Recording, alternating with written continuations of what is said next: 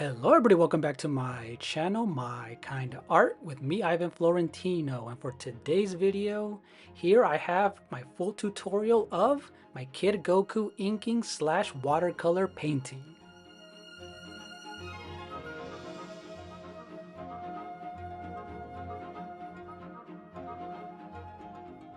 And if you haven't already done so, I do have a part 1 and part 2 of a full live stream where it took several hours to complete. So now I'm condensing those into this entire tutorial video. But before we get started, if you're brand new to my channel, consider hitting the like button, ring the bell, and leaving a comment. So, let's get to it.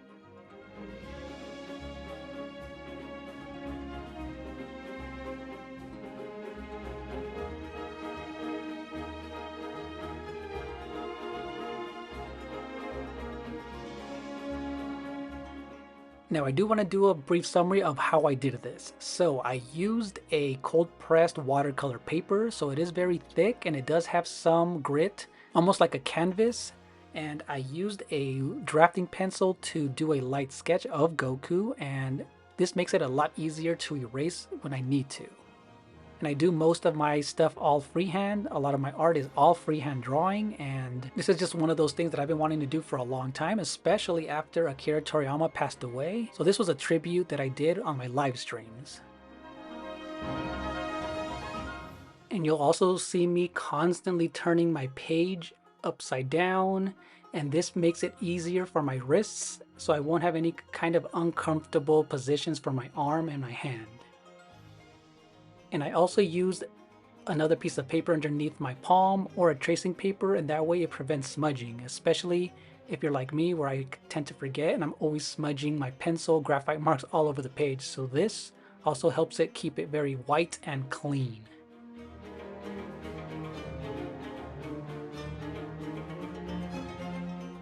And throughout the initial pencil sketch, you'll also see me fixing the proportions of the head, the eyes, the pupils, and just all around, because this is why it's super easy and very convenient to use a very light HB drafting pencil, because as you'll notice as I'm going through, I will be erasing and adjusting as I go. I don't get it right all the time, it isn't perfect, and I'm erasing all the way through, even right before the inking process with my micron ink pens. So one word of advice, just draw very light and adjust as you go. You're not going to get it right the first time, just don't press super hard on the page.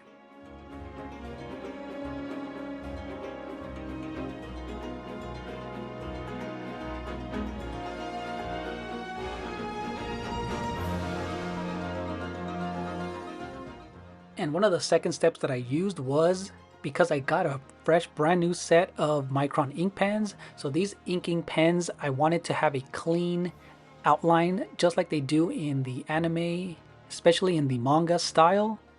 So I wanted to have a solid outline, and this way it would make the colors pop out when I eventually did the watercolor. And after trying out several different widths of these micron ink pens, I decided to go with the one that was a bit more of on the medium side to make the lines not too thick, not too thin, right in the middle.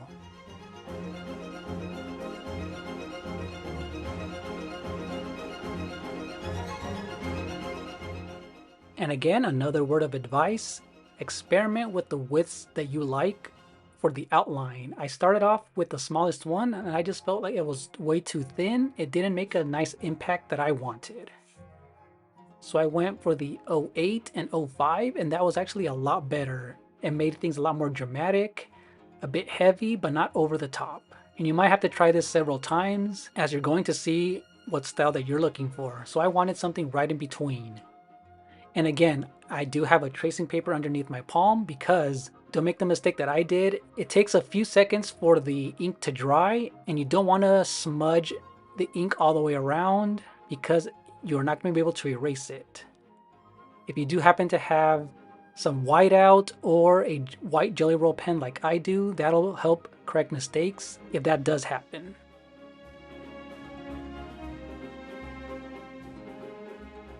So constantly rotate your page to make things easier on your wrist and your arm. And just make sure that things do dry up if you want to draw on top of it again.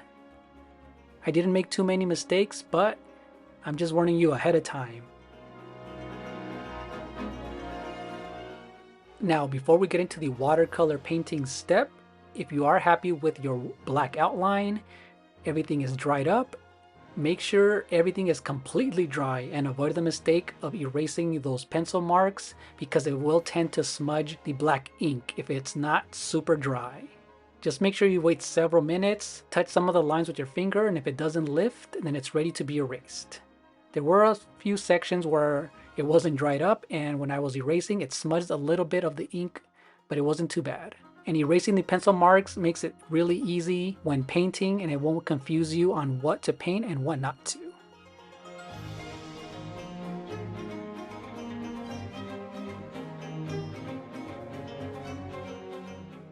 So when it came to the watercolor portion of this painting, I have these tiny watercolor palettes that I used. I do have a larger one. And not only did I use both traditional watercolor brushes, I also bought a brand new set of Arteza watercolor pen brushes where I filled all of them with water and I just press until the tip of the brush gets wet. And this is actually one of my first times ever using watercolor pen brushes. So I experimented with both. I had a piece of watercolor paper to the next of me just to try out to see if I liked the colors. And it was a long process of finding the best of putting a base coat of red until where it was a bit more diluted, and then eventually a bit more of a concentrated red to get that bright red color on Goku's clothing.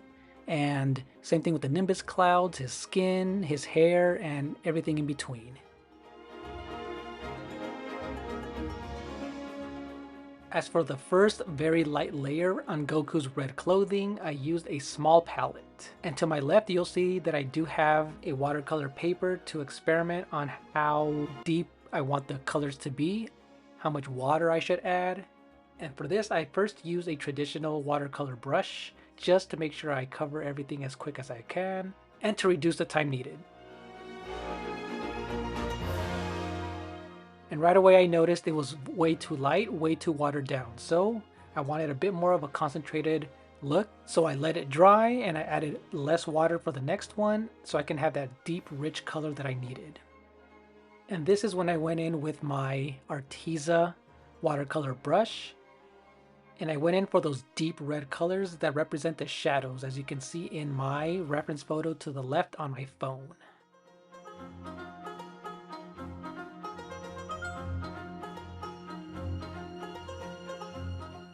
And again, I made another layer, I covered that up, and I will be going back one more time for those shadows again to keep it from looking like a flat red in the clothing. And next I used a soft peach orange color for his skin and more of a darker brown for his shadows. And as for the Arteza watercolor brushes, I do have several sizes. One is very large and one is super thin, which is perfect to get into those corners. For example, in Goku's hair, where I'm using a dark gray for those highlights, and then I'll be using a dark rich brown. And to correct any mistakes, I do have a Q-tip, which I dipped in water, and this will remove any of the pigment. If it accidentally leaked or ran into areas that I didn't need to, it would pick that up and clean it super easy.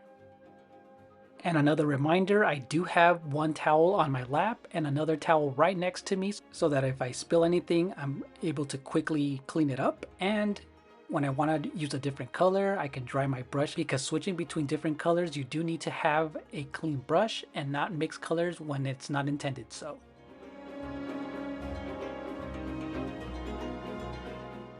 And now towards the left, I do have a really large watercolor palette with these tiny compartments. I have every color that I need. And this is where I used a blue for his wristbands and his shoes, then the pink for his mouth, and that reddish brown for his tail.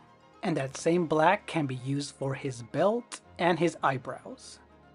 And a little bit of that part of the logo that he has on his clothing as well. And again, you're going to notice me rotating my entire page, and this will help you with your wrists, your arms, and your positioning to keep anything from looking awkward. And this also makes it easy when you're curving lines with your brushes. Just be careful not to knock any of your water, any of your paint, because I do have all of that around me, and it's easy to do that mistake, is to knock something and ruining your painting. So just be careful with that.